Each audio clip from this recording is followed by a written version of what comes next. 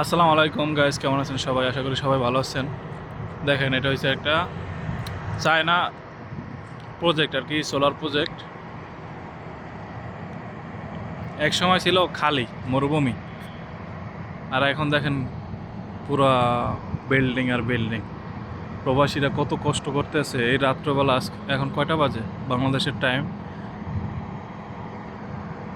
Time 9টা, সাড়ে 9টা মতো বাজছে। এখনও বাঙালিরা এর ভিতরে কাজ করতেছে। তো বন্ধুরা, ভিডিওটা ভালো লাগলে সবাই লাইক কমেন্ট করবেন, বেশি বেশি শেয়ার করবেন। ধন্যবাদ সবাইকে, ভালো থাকবেন, আল্লাহ হাফেজ।